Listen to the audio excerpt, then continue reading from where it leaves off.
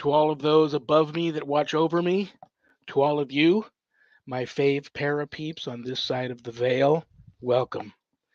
This is Reverend Shawn Whittington's Paranormal Ministry. I'm your host, Reverend Shawn, the Rev.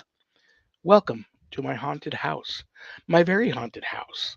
And I was just commenting in the green room with my guest today that it's been a little active today. Um, and I have some suspicions as to why. I won't go into that with you, but yeah, it's been a little active. And it might have something to do with my guest, too. So I will get to him as soon as I can. Let's get to the prayer urn.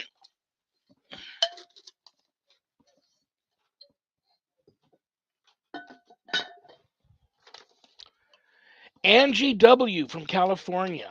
I know Angie very well. Her father, Carl, recently baptized, but we all know that he's also very ill right now. So she didn't specify what type of prayer she would like me to um, offer up to Carl.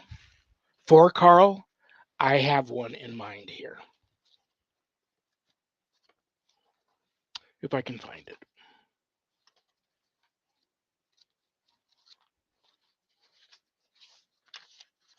Okay, this is a good one. Keep Carl in your prayers, and if you'd like to add any positive love and light and positive vibe to this, just touch your computer screen, close your eyes, and bow your head as I say the prayer. In the name of the Father, and of the Son, and of the Holy Spirit, amen.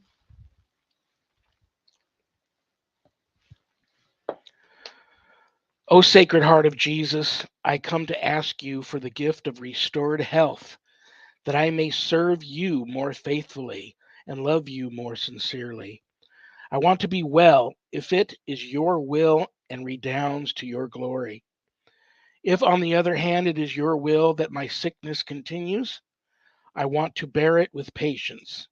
If in your divine wisdom I am to be restored to health and strength, I will strive to show my gratitude by a constant and faithful service rendered to you, my loving Savior and Redeemer and my God. Amen. Get better, Carl. All righty. The Paranormal Ministry mailbag. Boom.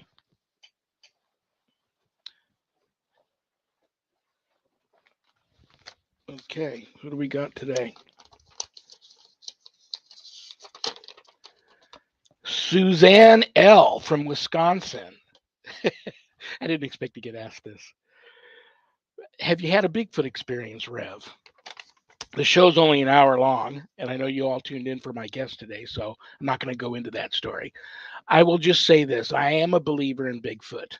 I believe he is a real creature of flesh and blood with some supernatural properties attached to him, to it, to them. And maybe I will talk to my guest today about that. That's I didn't expect to get that question, but uh, I do believe I've had an encounter with Bigfoot, and I had recently touched base with a childhood friend of mine that I haven't talked to in 40 years. We grew up together in Colts Neck, New Jersey, and I always suspected as a little child, he had an encounter, and we recently talked about that, and he thinks so too. And I'm going to tell that story here soon to you all. But if you want to know anything about my wife and I and our ministry work, go to our website, www.ghost-b-gone.biz. If you go there, remember my wife and I do not charge for our ministry work, helping people with their paranormal issues. So I know times are tough. But if you notice the donate button and you're able to do so, click on it and send in a small donation. I promise you it'll be appreciated from the bottom of our hearts. And trust me, we will put it to good use. In addition to being an ordained exorcist, I'm also a certified spiritual advisor and intuitive coach. If you're having issues of a spiritual nature not attached to the paranormal and you'd like to speak to the Rev about that, there's a place on the website where you can make an appointment to speak with me.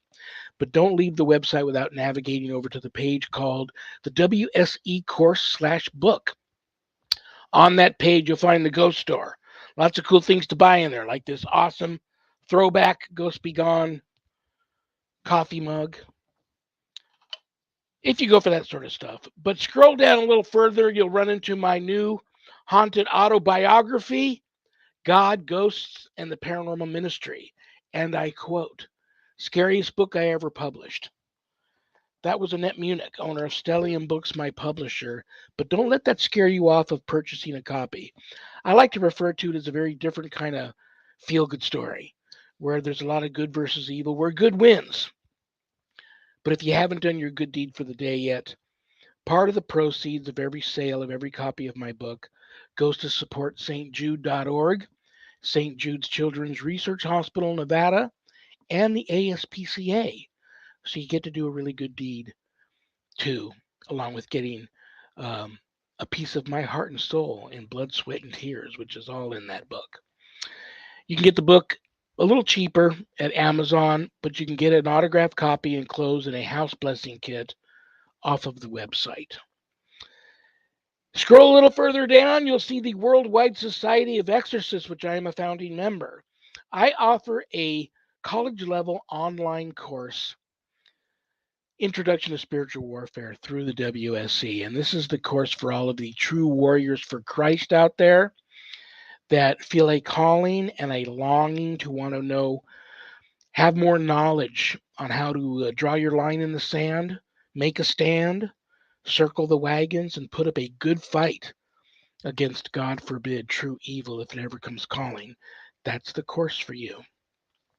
You can sign up for the course there at the website. If you want to know more about the course, you can go to the Worldwide Society of Exorcists Facebook page, read more about the course, or just call me and ask me about the course. We can talk about it a little bit if you'd like to do that before making that type of commitment. Most importantly, please keep my former, current, and future students in your prayers. Okay, my guest.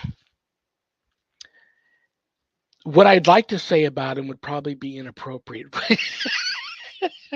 I kid. I love him. And I respect him, and he's just a cool dude. You all know him. You all love him. Brothers and sisters, please welcome to the show the one and only Rick Garner. What's up, Rev? My goodness. Thanks for the intro there. I like it. Okay, so you had reached out to me when I first asked you to be on the show. And of course, I got to go through all the same stuff I always have to go through with you, beg you, write you a check, all that sort of stuff. You finally gave in, but you said, listen, you said, can we do the show, Jeremy, no pants on? I thought that was a little odd. Well, but, hey, you're the guest, and I knew that the show basically is, from chest up, the camera angles. So I thought it was safe. So when I let that rumor get out that, you wanted to do the show pantless, some of your fans and followers asked, well, ask him boxers or briefs. Apparently, your fans and followers think that you can tell a lot about a guy by the underwear he sports, if you will. So I just thought I'd throw that out there at you. Yeah. And see if you wanted to comment on it or if you wanted me to move on off this topic. I'm usually a brief kind of guy, but Okay. I have been known to do boxers too. But there's the reality is that it's kind of like just like in hey Greg, kind of like just like with newscasters. They're sitting at that desk. You don't know what's going on. Matter of fact, most of them look all prim and proper in suits, and they're wearing shorts. Just completely cash underneath there, basically. Flip flops, whatever. Who cares? You can't see it on the camera.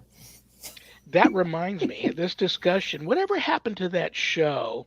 I believe they filmed some episodes. I don't know if they ever aired.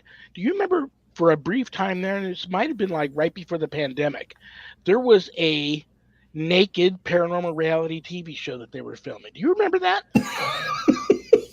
I know you're laughing because you probably don't remember it. You can, when we get done with the show today, go online and look that up. I'm almost positive. Hi, Jeremy. I hope Jeremy's feeling much better. He had an accident, yes. Jeremy. I hope you're feeling much better, brother. Yes, have definitely had Jeremy in the prayers, and certainly it sounded like he's on the mends. Although this show may have him regress somewhat, basically.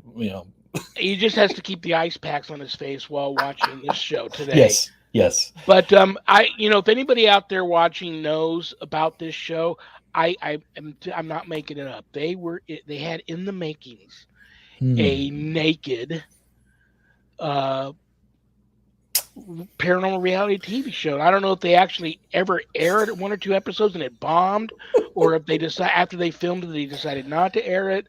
But true story. So I'm going to research that after You've today's show. you've got me curious. I wouldn't be surprised because, of course, in the landscape of paranormal entertainment, because I firmly believe that there are two types of programming.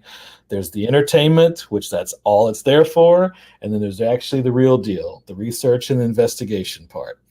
Something like that, yes, I would not be surprised in the entertainment genre.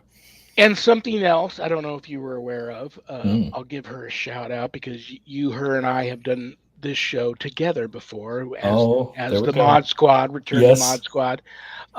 We have a TV star among us on the Paranormal Ministry family now.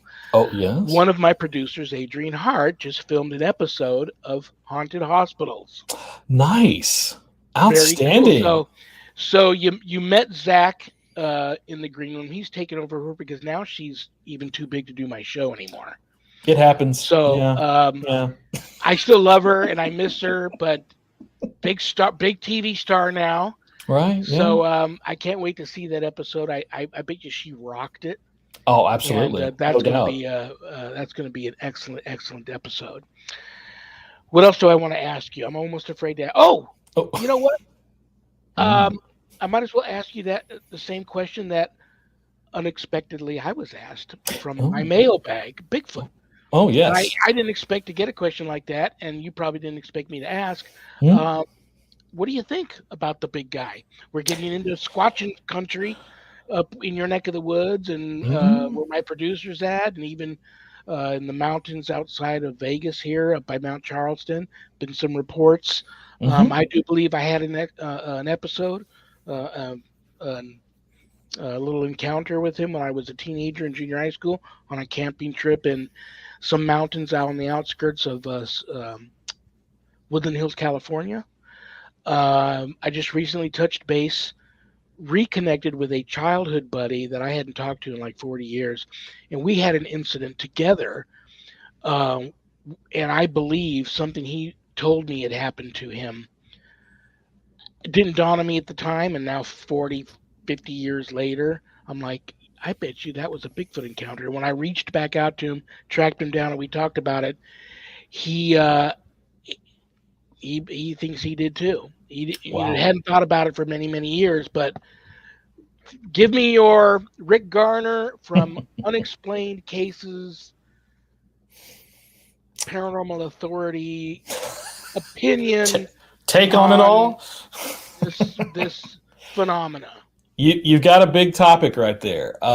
We have yet to open officially a case on Bigfoot, and obviously plenty of people have. However, becoming the paranormal news network, if you will, that we've always wanted to get to, I will offer the teaser that we will be exploring the New Zealand version of Bigfoot very soon. So I can't necessarily give you an exact date, but that is a case that is in the works at the moment. And kind of like with all of our episodics and all of our cases, they have a little bit of a life of their own, how they unfurl. We go more for quality than for quantity. But that's coming out soon. But my official take would be, I think, similar to yours in the sense that the fact that he's been around and talked about for so long, there's so many different flavors. I think of swamp ape, for example, is another name. Bigfoot, of course, is always the classic one. But then if you think of like Yeti, all these different variations, whether it's in literally a swamp or the tundra, the snow, or out in the forest, basically, and you have all these limbs that are constructed in these strange ways and these patterns and things, these sounds and everything that people listen to. Clearly, something's going on. Now, whether or not we're talking about an entity that has like lived and has been able to be secluded for so long, or are we getting into like extraterrestrial, or dimensional, interdimensional type of scenarios where something is slipping in and slipping out, which would make a lot of sense in not being able to ever catch anything. And then people saying that they could be staring right at it and then they don't see anything anymore. So we're talking about it slipping in and out of dimensions or having the ability to cloak, Right. if you will. So yeah, I wouldn't be surprised at all if that ever ends up coming out to be the case. I wouldn't be surprised at all. Yeah. Exactly. Exactly. One of our other unexplained case members, Mr. Michael Chen, is in the chat. So howdy there, Mike. That's yep. Hey There. Mike, how are you, So brother? so yeah. So unexplained cases is Michael Chen. He and I are actually in the Maryland area, and of course Darren Dito is out in the Phoenix, Arizona area. I know what I want to ask. Now you're bringing up the crew. Does Miriam still have a crush on me? I believe no one could ever get over that. So no, she can't quit you. So I didn't think so. I just give her this. when you see her, give her a big hug and a kiss. Tell her I think of her fondly all the time. Hey, Hi, hey, Courtney. Courtney. Yeah, so this is a question. I don't know. You said you had a list of questions. You and I could actually talk without a script for hours. Some folks have been asking about the live show because, of course, that was one of the fun things. We got to have you on the live, just like I've been on your show now multiple times. We wrapped up Unexplained Cases live last May. We had the pleasure of doing that live show for a year. It was a pleasure. It was also a lot of work, as you well know, doing live shows. Mixing that along with our desire was to do more episodics, as we refer to them, the pre-produced, the blood, sweat, and tears that go into making those episodes. It just was a decision to where the show had kind of like accomplished what we wanted to, and we wanted to focus on the episodics. So Miriam, of course, still a friend. Angela Bowley, still a friend, our psychic artist. But they will probably pop up in episodics from here and there. But she's definitely doing a lot of interesting things, very motivational things right now through her channels. And Very, of very course, cool. Angela's still painting and doing fun stuff too. So. Very, very cool. Yeah, people had asked me about that. I'm glad you addressed that. I didn't have that as one of the questions, so I'm glad you addressed that, brother. No problem. And that reminds me, anybody, I know you and I aren't going to stick on Bigfoot the whole time, but just so everybody knows, if anybody's watching that is into that topic, my guest next week happens to be one of the leading authorities on that topic in the paranormal community, Dave Spinks. So he will be here to talk about all that Bigfoot stuff. The last thing I want to say about it before we go is I was talking to a good friend not too long ago who recently moved to the Great Northwest, out in the middle of the forest, basically, out walking her dogs like she does all the time. And I just happened to joke with her and say, "So, have you made friends with your neighborhood Bigfoot yet?" She got this look on her face. She had an encounter and didn't even know it.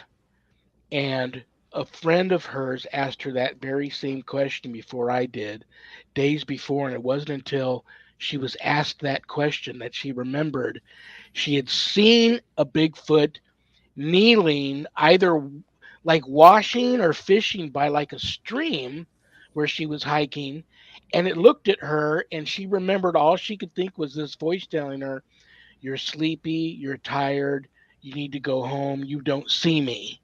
And Wow. she had totally forgot about it. The dogs didn't react or anything. And she didn't remember that incident until somebody had asked her that question. Had I or her friend ever asked her that question, she may have totally forgotten that had ever happened. So Right. I do believe some of that infrasound, supernatural psychic thing might be happening too. Mm-hmm. You never know. It's an old entity of elemental nature, I believe. Mm-hmm. And I just, Mm-hmm. I do believe there will be some disclosure on that one of these days, along with the Yes. aliens and all that other stuff. But Yes. All those anyway, let me get mysteries. to here's your list today. It's no longer the big pages with 30 questions because the show's only an hour long. And these questions are mostly fans and followers of yours because when I Oh, posted that you were going to be on, I start getting questions hey. to Well, ask awesome. you. So, first one is, how was your Christmas and New Year's, and did you make any New Year's resolutions? Ooh. Well, Christmas and New Year's was pretty phenomenal. Got a chance to for Christmas to spend some time with the family, the in-laws here. We actually, just to keep everybody together, we get like an Airbnb house that, like, last year was kind of on one of the rivers here in Maryland. This one was actually on the Chesapeake Bay, so phenomenal view, awesome sunrises, great time to sit out there and be with nature. But it was a chance for us all to be together. Basically, it was just an easy way to do that. New Year's, nothing too terribly special. There you wouldn't have any media of me, up on tables or dancing or anything like that. Maybe at other events, but not New Year's. Uh, as far as any At resolutions, church. Usually that you do that at church. yeah, well, exactly, and people try not to take pictures there. Probably the resolution that's always the case is we have a word. We like to do a word instead of a resolution, which is for us is intentional. Being very intentional in all things, whether that's in relationships or communication or planning, just being very intentional about that. Very, very cool. This is a good one. And you might have gotten this question from me too. How have you and your family and everyone close to you that you love, how has everybody been doing through the pandemic? Been doing very well. As far as I guess the closest it's hit us would be mother-in-law. Actually had it. Oddly enough, my father-in-law did not catch it, but we basically just kind of felt like he was too ornery to get it. COVID's like, no, forget it. I'm not even touching him. But no, it has definitely been an odd couple of years, and that would probably be the understatement, just because of how life changed, new normals. There's now a bit of feeling, I think, of things are finally kind of relaxing. I don't believe they'll ever go back to the way they were. We're no longer that innocent, and you're going to have people who want to wear a mask all the time. Well, that's their choice. I mean, wear a mask if you'd like. It's never been something that I've been very fearful of. I basically kind of look at it as like, I'm not going to live my life in fear. Got the shots and everything, but it's like I'm not going to restrict movements and be just holed up. That just our own personal choice. Interact with people as much as possible and do it in a wise way. I occasionally pop on to your blog that you have. Did I write the blog down here? I probably didn't, but I like your blog. Mr. Garner Goes to Washington, but I know that the actual web address is a little bit different. I think it's just richardtgarner.com. There you go. I love your blog. You need to be more active on the blog because you have a very you write very well. I say Thank right, you. you're typing it on there, but you write well. Thank you. And I have had other people say, why isn't he on there longer or more often? And I thought, with as crazy as things have gotten, everything, pandemic, paranormal, politics, life, that you would have knowing you as I do, and I don't know you real well, but I know you pretty well, would be on there more with, putting a lot of your 2 cents in or your take on certain things. And we need to get more of that from you. Well, I'll put it this way. I have a number of drafts that I have created. I think I have gotten a little bit more, I guess, in my old age, maybe a little bit tapered as to when and where I share things. And so I'll start something and I'll be like, let me come back to that. Or I'll finish it and I'll be like, do I really want to put that out there? So I have thought about that because it has definitely collected a little too much dust as of lately. Need to update that blog. Very cool. Just let's check off the boxes here because I think there was a time I asked you this silly question, and I think your answer was that you were a believing skeptic. So where do you stand now on your belief system? Where does that sit on ghosts, angels, demons, all that good stuff? Ooh, very deep question there. That would probably sum it up very well, and I think to articulate off of the believing skeptic part would be there is so much that is unexplained around us, but at the same time, it is so easy to like fall for something just because it seems like it's real or it seems like it's spooky or whatever. And having a broadcast media background, that's where the skeptical part comes in. Darren and I, radio, TV, broadcast news, he definitely being the anchor and reporter in his background, me behind the scenes, but working in those genres. It's just always good to come at something and like, all right, let's just look at everything. It's almost as if like, yeah, that seems phenomenal, but can we disprove it?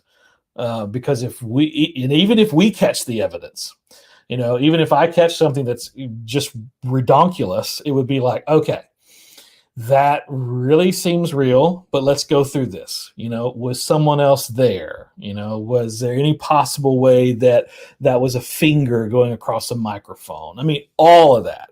And then basically when you rule all that out, then it's like, okay, this is unexplained. This is what we got. You be the judge. And that's usually where we just like to, kind of a little bit toss it to the viewer to be like, and a lot of times people will be like, oh, no, that wasn't this or whatever. And I'm like, that's perfectly fine. You're perfectly fine to believe it. The one thing we certainly aren't going to do is stage anything. I mean, there's episodes where there's just nothing that's there. We have no evidence, and that's okay because we're not going after sensationalism. It's like, here's a case we opened, here's what we found, and sometimes there's just nothing there at the time. But then that could mean that we could come back and visit and might be able to collect something at that time. Well said, young man. And I did write down your blog on here. Yeah, I did write it down because I wanted to comment on how beautiful your story was about the 20-year anniversary to September 11th. I loved that. Thank you. What did I know I wanted to ask you something here, and I bet you I didn't put it on the list here. It's about I probably didn't. We're going off topic. I'm going to ask you anyhow. I already asked you how the team was doing. Somebody wants to know how the team's doing. Yes. Oh, I did ask you. This is my question. Did Miriam still have a crush on me? So you said yes, totally. I'm going to hear from her about this. Here we go. You just recently posted it on your Unexplained Cases YouTube channel. I watched it the other night. Yes. Forest Haven Asylum. Yes, indeed. I loved that. And what I loved about it was very Blair Witch-ish in the beginning, which I loved. You're outdoors. Yes. You get to this place, which I didn't have to ask why are they there during the day, because I would be hard pressed to go to that place at night. That's the kind of place where you have to be worried about the humans that are living in there more so than the ghosts. But I caught something watching that film, and you probably already have caught this too. And if you did, great. I caught at the 35.33 mark where you and your buddy walked into that second big building, and one of you said hello. And I don't remember a woman with you guys. It was just you and your buddy from what I know. And a woman clearly answered hello. Interesting. Did you catch that? I don't recall that at all. Well, mark it down at the 35.33 mark. Making a note. But see, that to me is also something that we encourage, because most of the time when I go through all of our video that we collect, I'm listening to everything with noise canceling headphones, because what I've found is what people don't realize.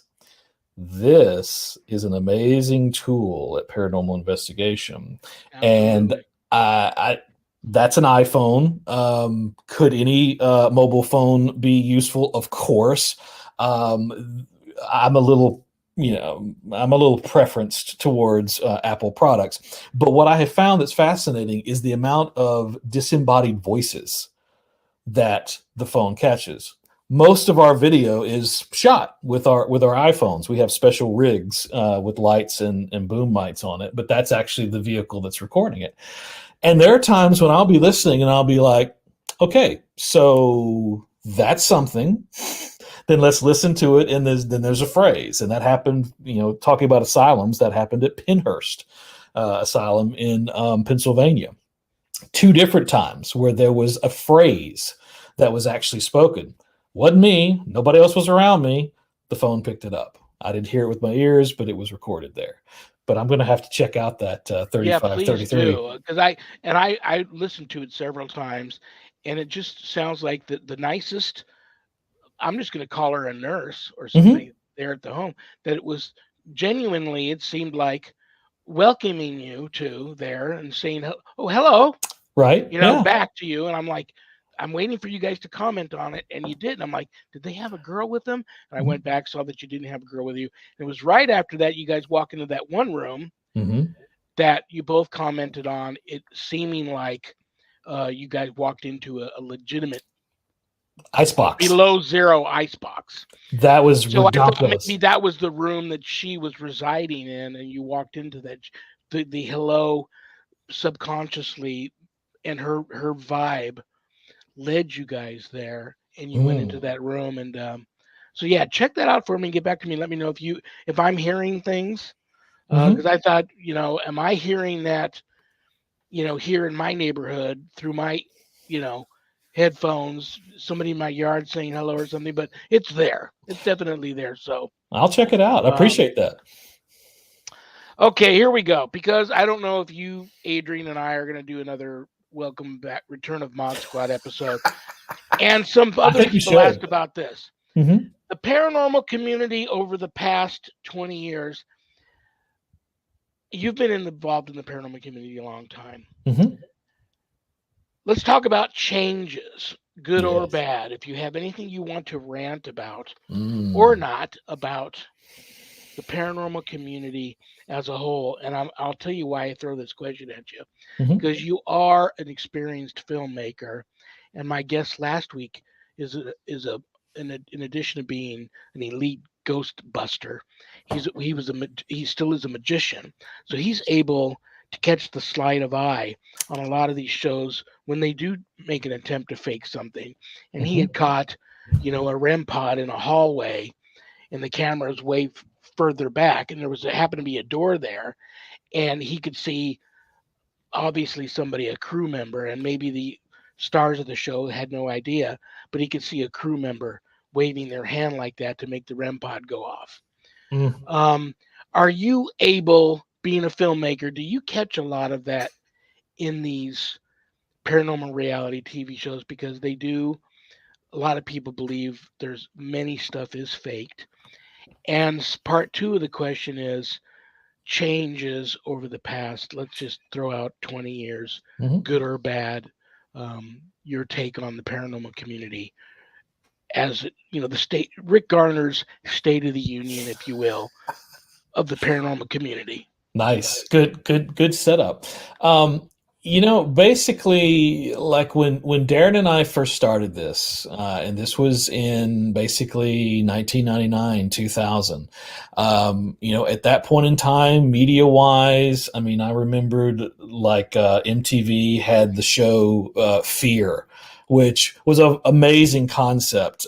Currently, Destination Fear is similar, but yet not even close, with the idea like MTV's version was you had this group and they were like, hoods put over, dropped off at a location. A computer had all the information and the I story. loved that show. The premise, it was a great premise. But you had that. And of course, it kind of plays into what everybody loves, the vibe of like, hey, you're overnight, you're at some creepy place, and so at that time, and a haunting, actually, I think was probably also out. Besides X-Files, there was very little media that was. Did a lot of that on Scariest Places on Earth too, with Linda Blair. Yep. So all of that, you had very minimal amount, and of course you still had folks that were investigating, but you really didn't have platforms. You didn't. Social media was not a thing, and so now at this point, because it's so easy to start a channel, to start a group, to be out there. I think what's happened, and this is what's really unfortunate, is that there has become this, and I'm not even sure what the exact word would be. It's certainly, there's some selfishness, there's some self-serving. It's basically kind of like this whole thing about, I want to be a star. And so there's this celebrity thing, and it's kind of like, almost wanting to get to the level of a network. And I'll tell anybody right now, because this is not an aspiration of mine or our crew at all. We have no aspirations whatsoever to be associated with a network in that sense, because at that point, you lose everything. It's like, if you think that you're going to keep your name and your formula and whatever, I'm sorry to tell you, that would be incorrect, because it's going to be what they think they can get sponsors for, what they think viewers will watch. Which, if you start looking at every single show that's out there, it's creepy, it's a demon, it's sensational, it's scary, it's all this stuff. And I think the thing that I've realized as of lately that I would want to tell people is the paranormal is not scary. There are elements of it that are incredibly scary, and I know for a fact that you, Rev, know exactly what I'm talking about. There is intensity, there is spiritual warfare, there are certainly scary parts of it, but the whole thing is not scary. It's not this people overreacting. And I mean, at the end of the day, listen, if you're a professional and if something happens, you're not going to be going, oh, what was that? What? And all this over drama, because if you are, then I'm like, all right, just go home. Just go away, because any evidence you wanted to collect, you don't see police officers or inspectors running around unless it's like old time Soundless Productions or whatever, Keystone Cops. You don't see them acting a fool. You have some professionalism. You hear something, it's like, okay, let's go investigate that. Let's be cautious. Is that a real person? Is it not? That's what it's about. But there's such a drive for it to be scary. There's so much competitiveness.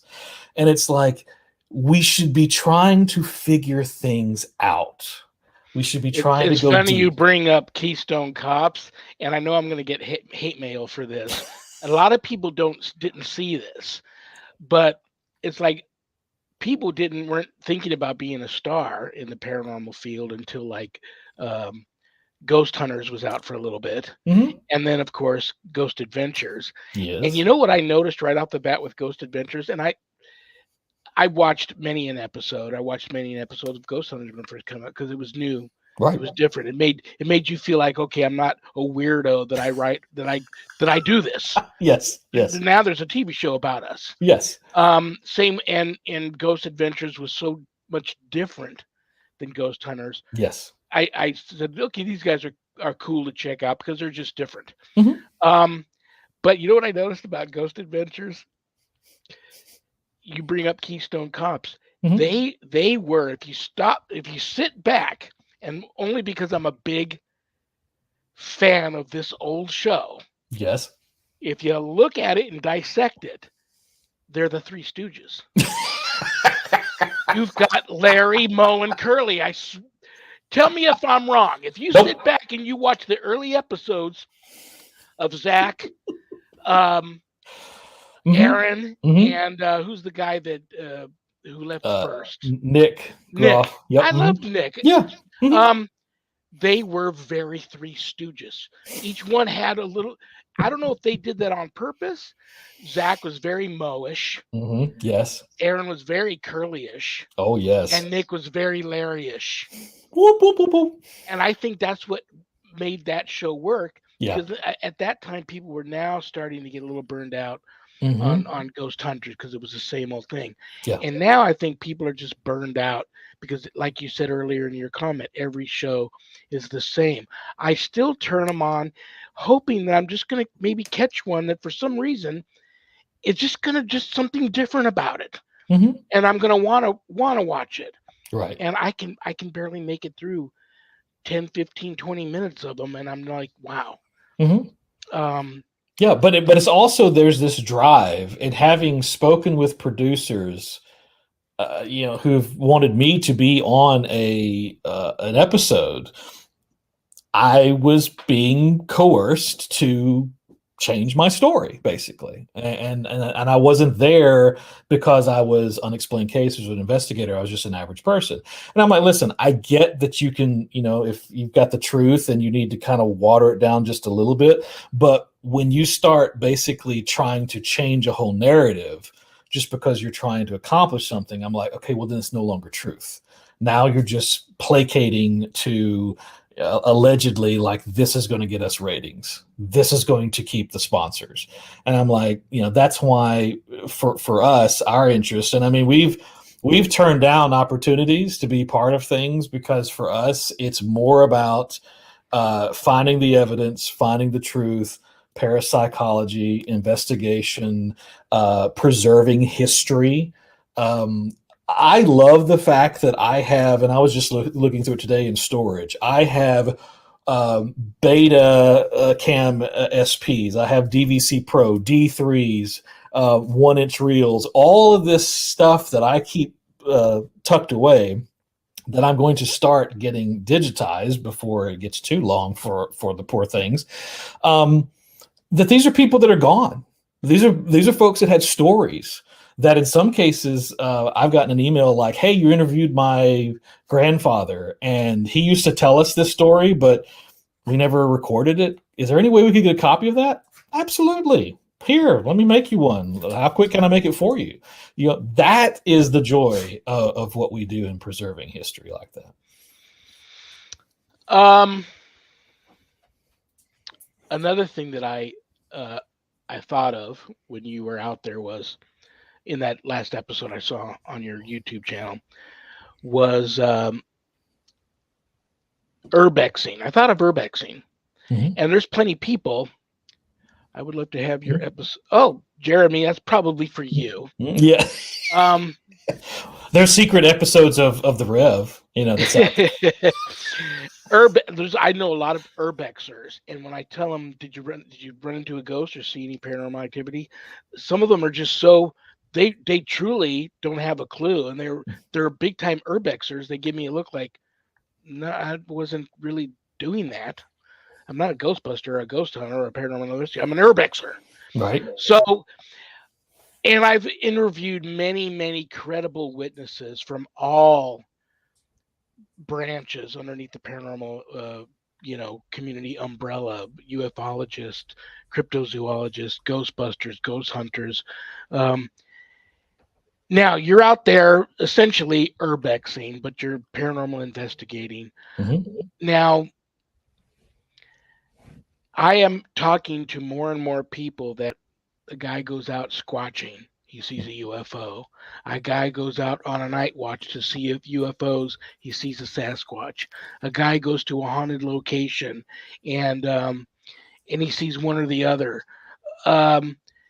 So many of these people are experiencing getting far more than they had planned for when they go out.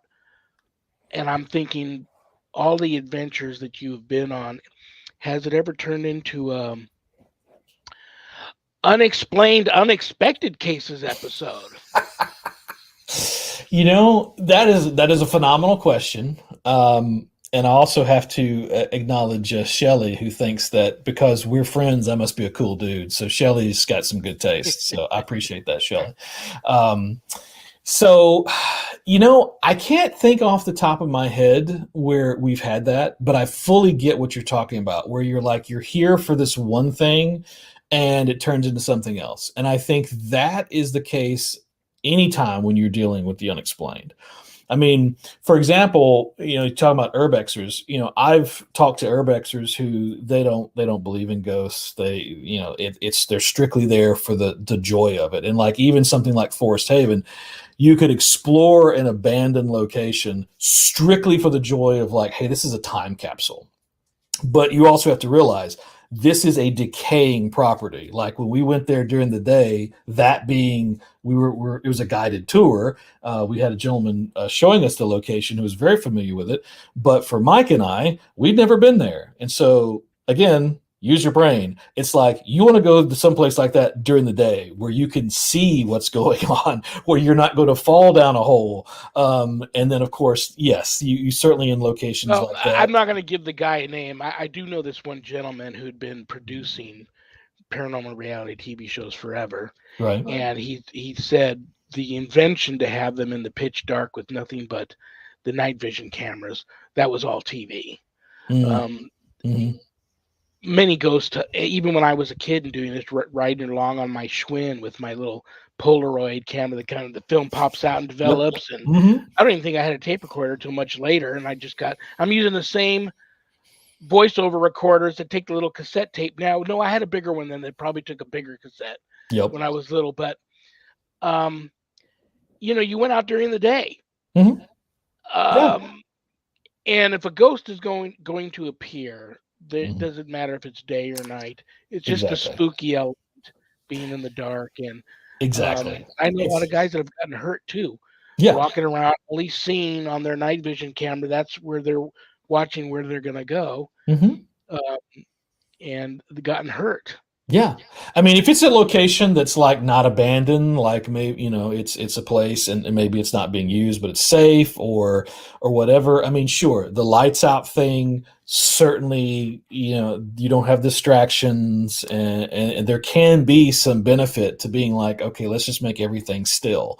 But usually most of that is for the benefit of the viewer because it looks extra intimidating because you're thinking, wow, if all I had was a flashlight or if all I had was the infrared camera to see, that would just be terrifying. And it's like, well, yeah. And if you amp that up and you amp those senses, well, then all of a sudden, if something happens, you're freaked out. Well, now you're contaminating your own environment by doing that because what happened like that. I don't know if you saw this show. They had I saw one show where I think they filmed it at that really huge, famous jail in Philadelphia. And I forget the name. Eastern State. Boom. Mm-hmm. And they had, they took 10 random people off the street. 5 of them, they told nothing about ghost stories about the place. Sent them in there, and these people had experiences off the chart, personal experiences. Right. Then 5 of the people, all they just said was this is a very historic site. Capone was here. Many other famous people were here. Just an old abandoned prison that we give tours of. And they went in, they took the tour, and none of them had any paranormal experiences. It was the planting of the seed with the other 5 people. So I believe a lot. You're right. I believe a lot of that comes into play.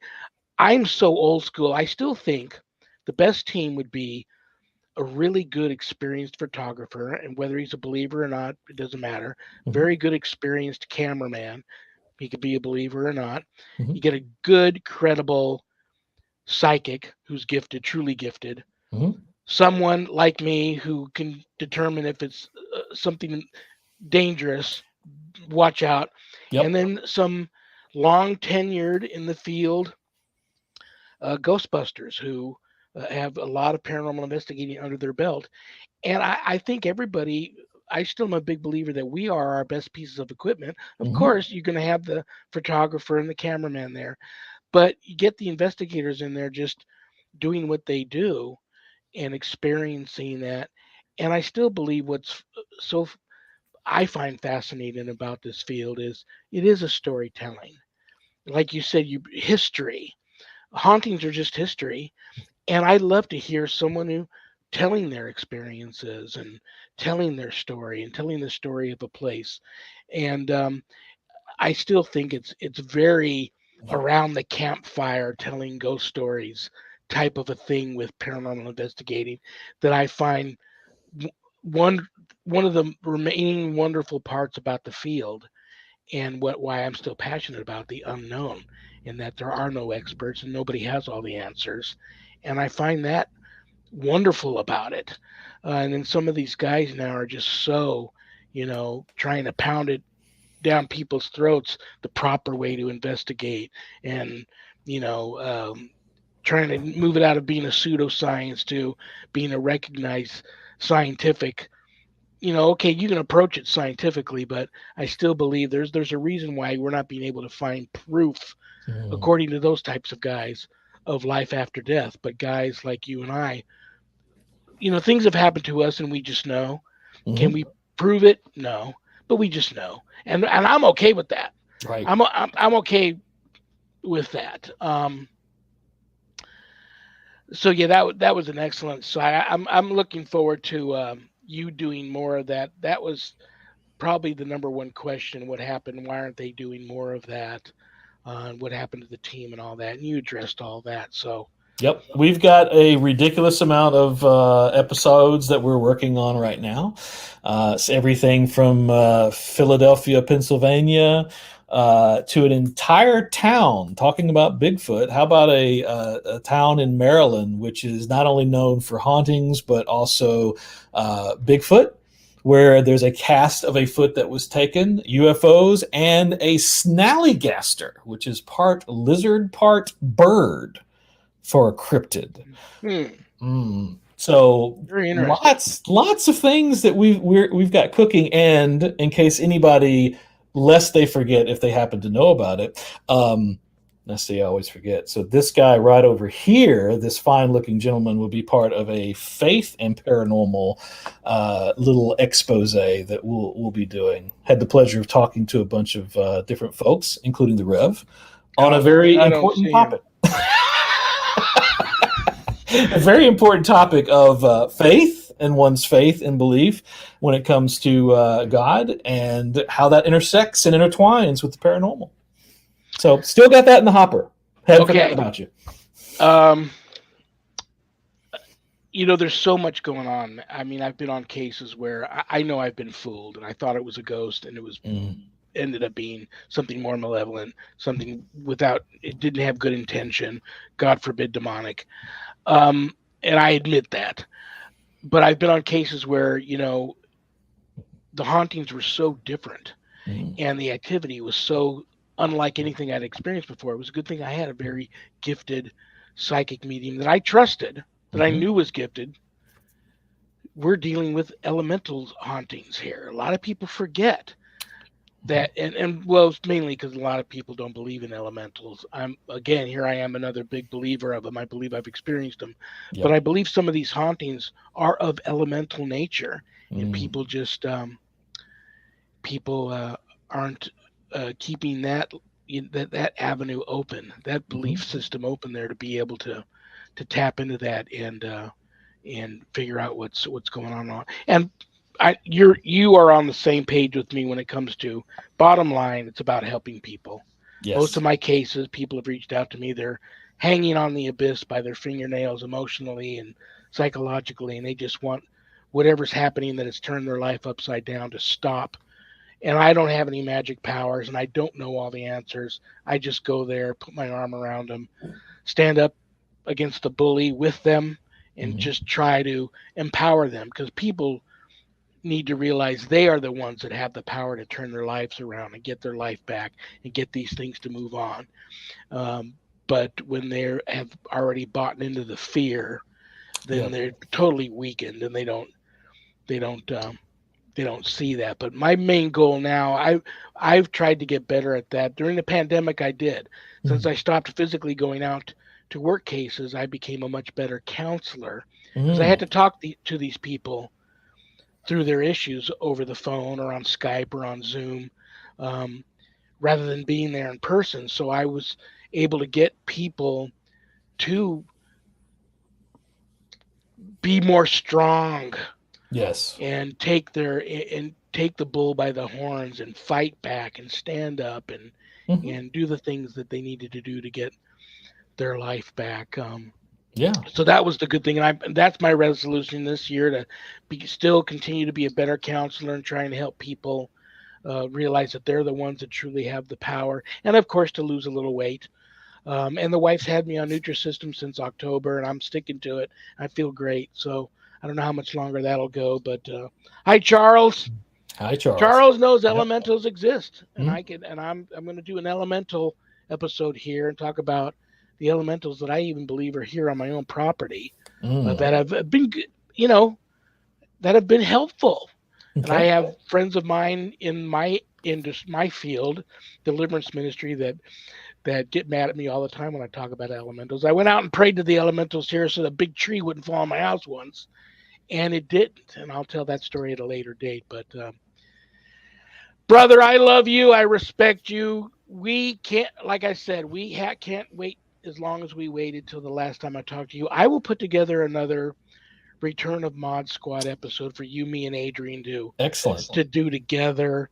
Um, like I said, if I can, she's big time TV star now, so it's hard to track her down. And But if anyone can, I think you can. Yeah. I have faith in you, brother. God bless you. Have a wonderful remainder to your Friday evening. Give Yes. your family a big hug from the Rev. Will do. Stay beautiful, brother, and stay in touch, man. Absolutely. Thank you so much. Appreciate God it. bless you, brother. I'll talk to you God soon. bless you. Good night. Ah, I love him. I know you guys love him. He'll be back. I'm going to do another episode, Return to Mod Squad episode with Adrian and him if I can. Thank you, Greg. I'm going to bring on my producer today. He's going to talk to all of you about a very important event that I'm going to be involved with too next week. And this is Zach Clayton. Zach, once again, before I forget, great job today producing the show. I couldn't have done it Thank you. without you. And I'm going to shut up for a few minutes so you can talk to everybody. Hey, you know what? We're very, very blessed to have you. And as a matter of fact, one of the greatest things that we get to do is on Tuesday, we get to give away a book of some handsome fella. I mean, you might recognize this guy. He's signed an autograph and he's going to give it to us. And on Tuesday, this coming up Tuesday, folks, I'm going to be podcasting for 22 straight hours on my company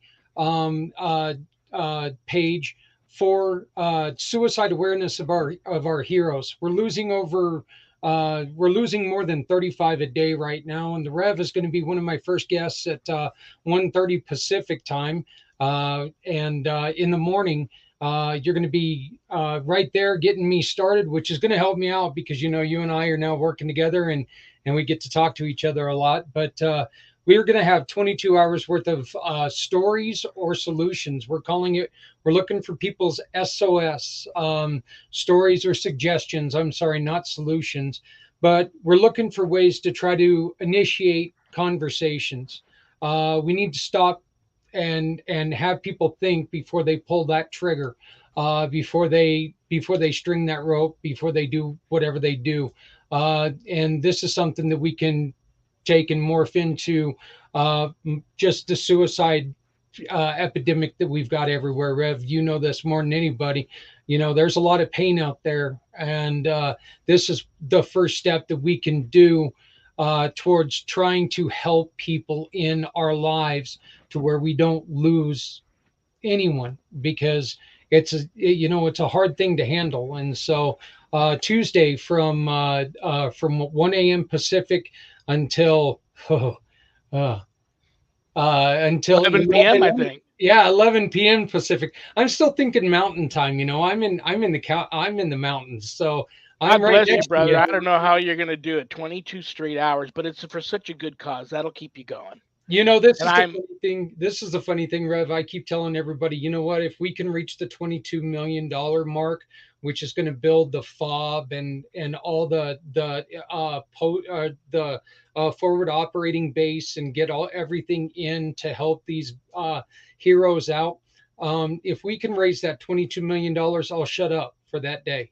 Notice I have to throw in that caveat there. So well, I will be on at 1:30 a.m. Pacific for 30 minutes with you.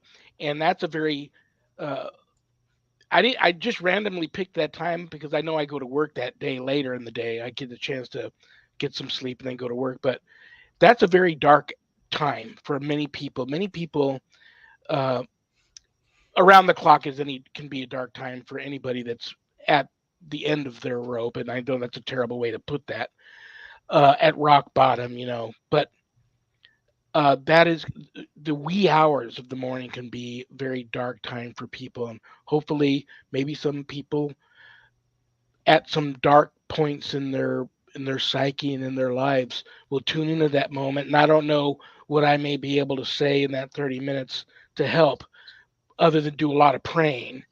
But I'm honored to be on for that 30 minutes from 1:30 to 2 p.m. Pacific and AM, just say AM. what I have to say on the subject. And I've had some good friends that have committed suicide, so hits close to home. So tell everybody where they can see the live stream. You can see the live stream right here on Facebook, but you just go to Pact Nonprofit. That's all you do. Pact Nonprofit. Pact is the podcast for all coming together. So it's PACT Nonprofit. Go there on Facebook and you can find it. You can also go to our website, www.communitypayitforward.us. One more time, that's communitypayitforward.us. Rev, just to let you know, the one thing that you can do that people need is you can talk, because reacting means you're acting after a fact. We need to get in front of this. We need to talk to people, get them thinking before they go through with it. So thank you. Thank you to your guest. I'm going to let you finish up. What a great show. Thank you, Thank sir. you, brother. Thank you, brother.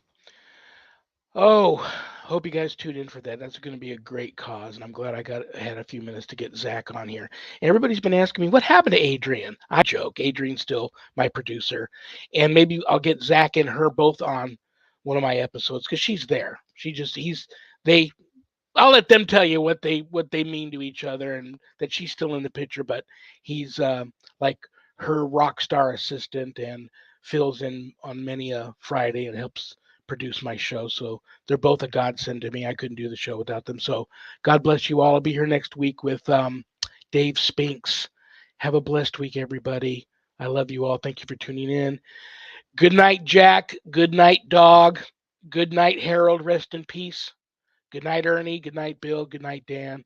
God bless each and every one of you. Peace.